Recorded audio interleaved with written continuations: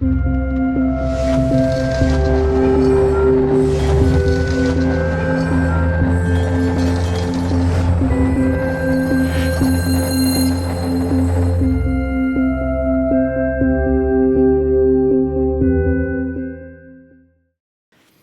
buenas noches a todos. Quiero deciros con sinceridad que yo me quedaría sentado escuchando más música. Podemos seguir aquí una hora más, estas oraciones cantadas al cielo. Qué bonito, de verdad, qué privilegio tenéis en esta universidad con tantos dones por metro cuadrado.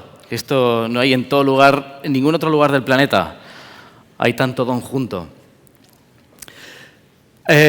Hoy es el día del docente universitario, ¿verdad? Así que felicidades a los docentes y que seáis muy felices. Por siempre, jamás. Hace un tiempo leí un libro que se titulaba Desorden. Desorden, tal cual. Lo escribió un periodista y en este libro se hablaba de algo que él denomina pantometría. Pantometría es la obsesión que tiene el ser humano por controlar, por medir, por cuantificar toda su realidad. Aquí surge de alguna forma el debate eterno de las ciencias sociales, las ciencias médicas, sobre lo cuantitativo, cualitativo, qué es mejor, cómo se puede investigar más, cómo avanza más la ciencia. Esto viene de nuestro amigo Kant y él ya se dio cuenta de que en realidad, para, de alguna forma, entender la realidad que nos rodea, la percepción hay que organizarla en categorías, ¿verdad? Espacio y tiempo. En otras palabras, ¿qué hora es y dónde estoy? Son las dos preguntas existenciales más importantes a veces. No sé si os ha pasado recientemente no saber dónde estáis ni cuándo estáis. Espero que no. Últimamente en la familia sí nos ha pasado. Con mucho viaje despertábamos y no sabíamos, uy, ¿esto qué es? ¿Es un retiro? ¿Es una convención? Las niñas, ¿dónde estamos, papá? Si no sabes ni dónde estás ni cuándo estás, tienes un problema para entender la realidad. Sentimos, unos más que otros, la necesidad de entender lo que ocurre a nuestro alrededor y nos da la impresión de que si podemos medirlo de alguna forma, lo entendemos mejor. Por ejemplo, ¿de qué color es esa pared? Dice alguien, amarillo. Sí, amarillo, pero ¿amarillo qué? Pantone 123C. Bueno. Ahora ya sí que he entendido de qué color es esa pared. Por ejemplo, trabajando en el hospital, sobre todo en Estados Unidos, que con esto del control del dolor son muy flipadetes, tuve la oportunidad de cuantificar el dolor de los pacientes y nos hacían preguntar, hola, buenos días, ¿le duele? Estaba ahí la persona sufriendo. ¡Sí! Sí, pero ¿cuánto? Una escala de 0 a 10, ¿cuánto le duele? Un 10. Un 10, Un 10. ¿Has notado un incremento en los últimos 45 minutos de un 15% de dolor superior? ¡No! Ya veo. Veo que verbaliza malestar, Apuntamos que verbalizaba malestar. ¿Qué expectativa tiene con esta medicación? ¿A qué nivel espera que se reduzca su dolor? ¡Que me lo pongas! Bueno, si acaso vuelvo en un ratito, a ver si se le pasa. La verdad es que hay cosas para las que viene bien cuantificar la realidad. De hecho, no se puede hablar en contra de las ciencias exactas. La cuantificación nos ha ayudado a avanzar en ciencias como la robótica, la medicina, la arquitectura. Tráeme un listón, Manolo, ¿Pero de qué tamaño? Ay, Manolo, siempre cuantificando la realidad, Uno grande. Así no se podría construir nada. Hay cosas para las que viene muy bien. Las matemáticas aplicadas, de hecho, han hecho avanzar la ciencia mucho. Una cosa es eso y otra cosa es esto de la pantometría. Tratar de analizar todo cuantitativamente. ¿Por qué? Porque hay cosas que, sinceramente, se escapan a la medición. Por ejemplo, el amor. Mis hijas intentan medir el amor y me dicen, papá, te quiero hasta el cielo. Hasta el cielo, ida y vuelta. Oye, pues es precioso. Pero en los adultos la cuantificación del amor ya no suena tan bien. Si alguien tuviese una declaración de amor parecida a En una escala del 1 a 50, mi ilusión por casarme contigo ha aumentado en las últimas 72 horas de 43 a 47.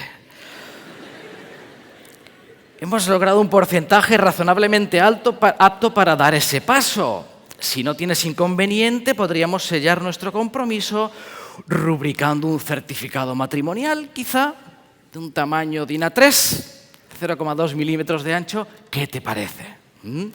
¿Quién podría rendirse a una expresión de amor así?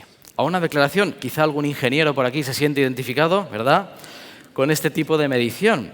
¿Sabéis? En psicología durante muchos años se ha insistido en esto, en el intento de clasificar a la gente lo máximo posible, siempre con buena intención. Todo lo que vemos estos días, en ocasiones, que nos complica la vida, es con buena intención, pero no siempre sale bien. Los test de personalidad, las categorías diagnósticas. Si cumples esto, lo tienes, y si no, no lo tienes. Llevo 13 días sin dormir. A ver, 13 días... mira, si acaso vuelve mañana, ¿sabes? Porque a partir de los 14 días ya tendrías depresión. Pero hoy yo creo que te estás bien. Hoy te veo bien, Vuelve si acaso mañana. La máxima expresión de cuantificación respecto a un ser humano, ¿sabéis cuál ha sido? Los test de inteligencia. Es el sueño de los pantómetras. Ponerle un número a alguien. Recuerdo un número en mi infancia. Hicieron un test de inteligencia en el colegio, cosa que debería estar prohibida. De hecho, creo que está prohibida. Hicieron un test de inteligencia y al día siguiente de dar los resultados, pues imaginaos el espectáculo en clase. Todo el mundo, casi con el número en el cartel, parecía que la vida nos había puesto un examen. Si tenías más de 100, eras inteligente. Si tenías menos de 100, eras divertido. Eres divertido, no pasa nada. Oye, te va a costar un poco más, pero no pasa nada. Y ahí estábamos todos con nuestro numerito, gracias a ese test de inteligencia. En mi caso, no salió del todo mal y me creí capaz de muchas cosas, sobre todo por ese efecto Pigmalión, ¿verdad? Ese efecto Pigmalión que dicen que te dicen algo, te lo crees y respondes a las expectativas. Ha habido varias situaciones en mi vida en las que me he enfrentado desde ese número. Recuerdo el carnet de conducir en España, que es un montaje para ganar dinero complicadísimo, que se tarda meses y yo tenía que colportar, necesitaba el carnet, llegué a la autoescuela. ¿Cuándo es el próximo examen? Pues el martes que viene. Pero bueno, normalmente hay que ir unos meses y yo dejé de escucharla y la miré con... Tú no sabes con quién estás hablando, ¿verdad? Me dio una sensación de... Bueno, me sentía capaz de cualquier cosa. Y siempre me pregunté, ¿de qué forma pudo condicionar este número a un compañero que quizá estaba desconcentrado, estaba desmotivado, tenía problemas en casa, tenía infinidad de más inteligencia de otro superior que ese test no contemplaba y que pensaron que no podían? El dilema es que todo en nuestra sociedad, y vamos entrando en materia, puede quedar reducido a una medición, a una fórmula, a una cifra. Fijaos, no deja de ser paradójico que el sueño de mucha gente sea ser un número, el número 1. Y la mayor pesadilla para muchas personas sea ser un número, un 0 a la izquierda. De alguna forma, hasta ahí llegan nuestros sueños y nuestras pesadillas. Este mecanismo de nuestra mente cuantitativa, sin querer, lo aplicamos al ámbito de lo divino desde siempre.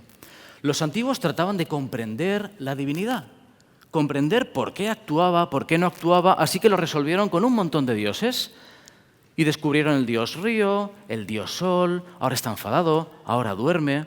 Trataron de entender la realidad divina que no comprendían poniéndole cifras, nombres, clasificaciones.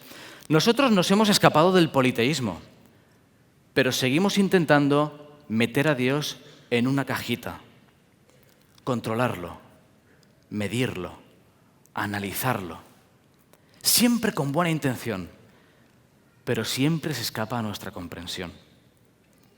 ¿Sabéis? No podemos demostrar la existencia de Dios desde una ecuación, por mucho que nos gustara. No podemos. Un típico ejemplo de cómo el hombre intenta medir a Dios consiste en los intentos por demostrar científicamente el valor de la oración. ¿Esto de orar a Dios sirve o no sirve? ¿Cuánto sirve? ¿Qué palabras hay que decir? ¿Cura de verdad? Es muy curioso que en 1872 un investigador llamado Francis Galton publicó pesquisas estadísticas sobre la eficacia de la plegaria. Su hipótesis era que los reyes debían vivir más tiempo que los demás por un motivo. Todo el mundo oraba por los reyes. Así que dijo, hombre, si todo el mundo ora por los reyes tienen que vivir más por definición. ¿Y qué descubrió? Que no era así. Los reyes vivían menos tiempo. Así que el fin de su investigación fue, esto no sirve. La oración no sirve. En 1959 se escribió El poder de la plegaria sobre las plantas. Y un científico demostró, después de analizar 150 personas y 27.000 semillas y retoños, que las plantas por las que la gente oraba vivían más. Ahora me explico por qué se me han muerto los cactus que me han regalado. Los 2 cactus que me han regalado se me han muerto. Se me ha olvidado orar por las plantas. Randolph Bird hizo en 1988 un estudio que quizá el más famoso sobre la fiabilidad y la eficacia de la oración. Lo que hizo fue dividir a 400 pacientes coronarios enfermos y poner a un grupo de personas enfrente del hospital orando. Por unos sí y por otros no. Era un estudio de doble ciego. Ellos no sabían por quién oraban y ellos no sabían si alguien estaba orando por ellos. ¿Qué descubrió? Que los pacientes por los que se oraba presentaban una menor gravedad en su situación. Pero es muy curioso porque se replicó este mismo estudio y cuando a las personas se les decía que estaban orando por ellas, empeoraron. Y la explicación fue, dijeron, uy, si están orando por mí, eso es que es grave, ¿eh? Y entonces se empeoraron. Resultado final, no está claro. De hecho, ha habido muchos metaestudios, estudios de estudios tratando de cruzar datos y decir, pero bueno, ¿en qué quedamos? ¿La oración sirve o no? ¿Cuál es el resultado? No hay pruebas concluyentes. Una vez más, Dios escapa a nuestros cálculos. ¿Sabéis cuántos cultos habéis escuchado sobre cómo orar? Condiciones para la oración, se pueden poner pruebas en la oración, no será presunción, ¿y si alguien ora pero no se ha arrepentido? ¿Dios le contesta? ¿Nos da Dios algo que sabe que es malo para nosotros si insistimos lo suficiente? ¿Sabéis? Yo os comparto mi humilde opinión. Soy muy respetuoso con opiniones diferentes, pero huid de explicaciones que pretendan dejar todo cerrado con Dios. Huid de explicaciones que intenten explicar todo con Dios. ¿Sabéis? Alguna vez he escuchado conferencias y cultos sobre oración que parece un manual de instrucciones de una lavadora. Cómo orar, cuándo funciona, cuándo no funciona. Intentando ayudar, a veces podemos hacer más daño que bien, tratando de encerrar a Dios en la cajita. Está claro que la oración tiene condiciones y debemos conocerlas. Yo tengo cultos sobre la oración, tengo presentaciones sobre la oración. Está claro que Dios siempre responde. Está claro que la oración tiene poder y mucho, pero hay que ser muy conscientes, queridos amigos, de que la casuística que presenta la Biblia es tan amplia y tan variada que no podemos llegar a un manual de instrucciones sobre cuándo, cómo y por qué responde Dios al hombre. Recuerdo una experiencia personal que vivimos con mi novia, con Maijo. Es de estas situaciones que vivimos en la historia personal de cada uno donde hay que decidir sí o no.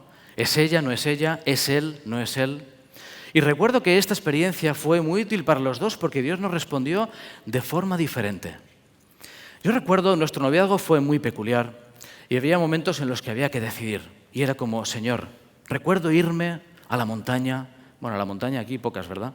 Estaba aquí. Irme al campo, a la colina de 1 metro de alto, allí en las alturas. Y desde la colina de 1 metro de alto oraba al Señor y decía, vamos a ver, no hay nubes, ¿verdad? Bueno, si empieza a llover ahora, es ella. Miraba para arriba. Bueno, hacemos algo. Si no empieza a llover ahora mismo, es ella. Es ella, ¿está claro? ¿Más claro? Pero yo mismo decía esto, bueno, otra prueba, ¿eh? Y a veces llegaba a decir, bueno, si ahora mismo hay un incendio en la biblioteca, es ella, ¿eh? Menos mal que luego cambié. Bueno, no, si no hay, es ella, ¿eh? Bueno, de alguna forma hacía trampas yo mismo, pero estaba desesperado. Estaba como, Señor, respóndeme, por favor, que un ángel venga de aquí. Yo es que no quiero equivocarme. Es muy curioso porque, de alguna forma, en mi caso, lo que Dios pareció responder fue, Dani, Dani, tienes que elegir tú. No voy a elegir yo por ti. Si tienes todos los datos para elegir, si te acerca a mí, si podéis trabajar juntos, podéis ser útiles, sois felices, yo estaré contigo. Decide. ¿Sabéis? Para mí la respuesta de Dios sobrenatural fue la certeza absoluta de que era ella. Mai, eras tú. Un poco de música, por favor. Música ahora mismo. Eras tú, siempre lo has sido.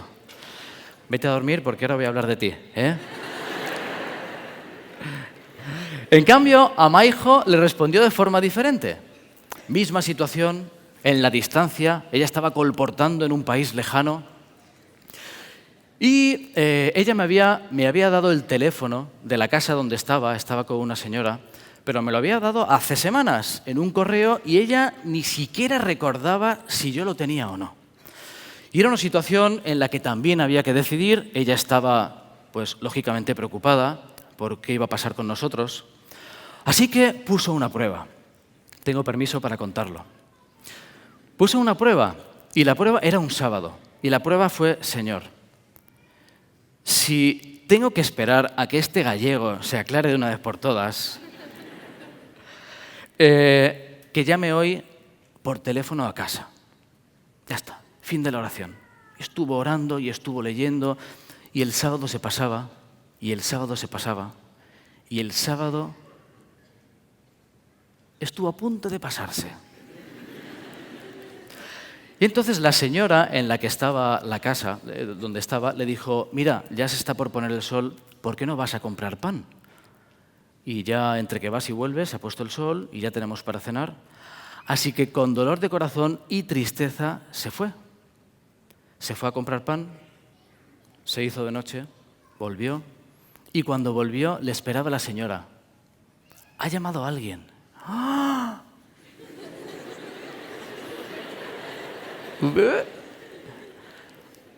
¿Quién era? Era de España, tenía un acento raro. ¿Qué ha dicho? Que ya llamará otro día. ¡Bien! Respuesta, ¿eh? Respuesta concedida. Es curioso porque a ella le dio la respuesta que necesitaba en ese momento de nuestra historia. Y a mí me dio la respuesta que necesitaba en este momento de nuestra historia. Con nuestra historia personal, con nuestra mente, con nuestras expectativas, nuestra relación con Dios, nuestros condicionantes, nuestra familia. Por eso, cuando los jóvenes me preguntan si Dios responde y cómo responde, la respuesta es depende. Esa es mi respuesta. Depende. No podemos controlar, abarcar, comprender, predecir, medir todo lo que representa a Dios en nuestras vidas. Y fijaos qué textos. Como son más altos los cielos que la tierra, así son mis caminos más altos que vuestros caminos y mis pensamientos más que vuestros pensamientos. Marcando distancias. Cuán insondables son tus juicios e inescrutables tus caminos. Romanos 11. Las cosas secretas pertenecen a Jehová, Salmo 104. Aquel que es poderoso para hacer todas las cosas mucho más abundantemente de lo que pedimos o entendemos, Efesios 3. Ni en el mundo cabrían todos los libros con todas las cosas que hizo Jesús, Juan 21. ¿Sabéis? Hay episodios en la Biblia que son fascinantes en los que vemos a Jesús escapándose de la cajita. ¿De acuerdo?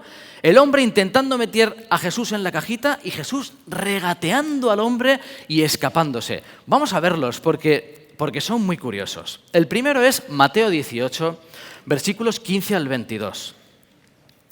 Es el episodio en el que Pedro descubre un tesoro. Y dice Pedro, acabo de resolver el dilema de cuánto hay que perdonar a la gente. Así que llega Pedro como un niño y le dice, Señor, ¿cuántas veces perdonaré a mi hermano que peque contra mí? ¿Hasta 7? En otras palabras, ¿cuánto es lo mínimo que debo hacer para salvarme? Pedro intentaba conseguir la fórmula mágica del perdón y lo que hizo fue un derroche de generosidad. Los rabinos pedían hasta 3. Así que él dijo, bueno, pues más del doble, ¿eh? Le añadimos un 233% más a lo mínimo. ¿Qué te parece? De alguna forma Pedro había creado una tarjeta, la tarjeta de perdón. Y entonces fue a Jesús y le enseñó, mira lo que tengo, Jesús. He hecho una tarjeta y entonces cuando alguien me hace algo, pongo aquí el nombre y pongo Daniel. Y entonces he marcado 7 casillas. ¿Ah, qué bonita? Y entonces, cuando alguien me hace algo, pues lo marco. Entonces, si alguien me pega, por ejemplo, pues lo marco 1. Y así llevo la cuenta. Entonces, me puede pegar hasta 7. Y si me pega 8, pues le reviento. ¿Qué te parece, Jesús? ¿Está bien esta tarjeta del perdón? ¿A que está chula? La podemos comercializar. Y así la gente ya, pues, llevas un registro de lo que... Si no es un lío, ¿eh? ¿Tú qué ofensa llevabas? 4, 5, ya ni me acuerdo. Bueno, una aplicación informática, de las ofensas hasta 7. Y eso fue el descubrimiento de Pedro. ¿Qué te parece? ¿Y si cuantificamos el perdón? Respuesta de Jesús. Pedro, no hay que llevar cuenta. 70 veces 7, es decir, siempre. Se perdona siempre. No pongas límite, déjate la tarjeta. El amor no lleva la cuenta. No guarda rencor, dice literalmente, Otro texto en el que Jesús se escapa regateando la cuantificación de la cajita. Mateo 22, 28 al 30. Con esta trampa de, una mujer, se muere su marido, se casa el hermano, se muere, se casa, se muere. 7. ¿De cuál de los siete será ella mujer, ya que todos la tuvieron? Y Jesús respondió con un regate fenomenal. Erráis ignorando 2 cosas. Las Escrituras y el poder de Dios. Y es que no nos damos cuenta de que el poder de Dios trasciende nuestras fórmulas. Tercer ejemplo, de los muchos que hay, esto es una muestra. Hechos, capítulo 1, versículos 6 al 7. Es un episodio muy curioso, está Jesús por marcharse, vengo de este lado, está Jesús por marcharse, a punto de despedirse ya, que nos vamos, y, oye, una pregunta antes de irte, sí, ¿cuándo vas a volver? Es que queremos hacer un calendario y saber cuándo vas a volver. ¿Cuándo restaurarás el reino de Israel? ¿Cuándo? Por favor, dínoslo. Queremos llevar la cuenta. Queremos ser fieles mayordomos. Queremos contar los días, los meses, los años. Queremos tenerlo todo controlado. Y si es posible, un día antes nos avisas. ¿Qué te parece? Respuesta de Jesús es muy brusca, La respuesta resumida sería, no es asunto vuestro. Literalmente, no os toca a vosotros saber los tiempos o las sazones que el Padre puso en su sola potestad.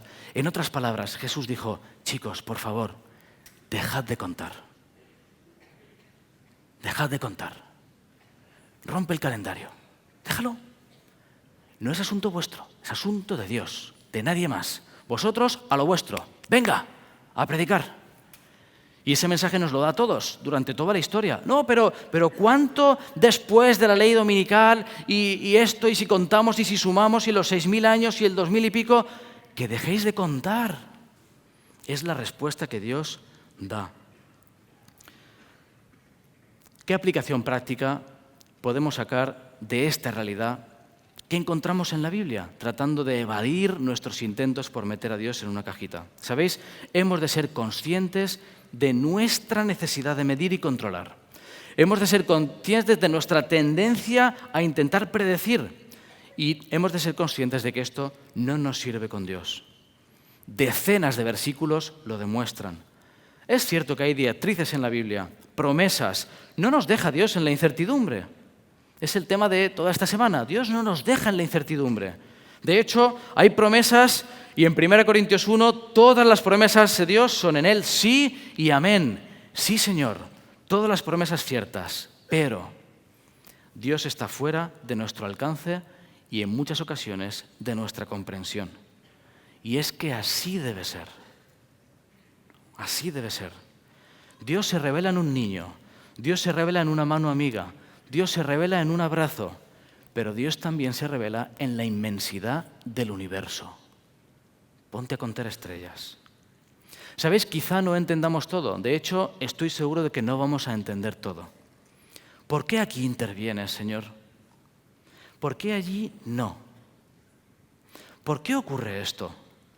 ¿Por qué las cosas son así? ¿Por qué no hay un manual de instrucciones? ¿Qué te costaría un manual de instrucciones, Señor? Y la respuesta es: bástate mi gracia. Está bien, Señor. Confío en ti. Mira al cielo, respira hondo y ríndete. Esta noche, cuando vayas a tu casa, yo no sé si hay nubes o no, igual hay nubes. Cuando no haya nubes, mira al cielo, respira hondo y ríndete. Es entonces, ¿sabéis?, cuando superamos nuestro afán por medir, controlar, comprender y predecir todo, que ocurre el milagro. Y el milagro consiste en que comenzamos la labor preciosa de Efesios 3:18.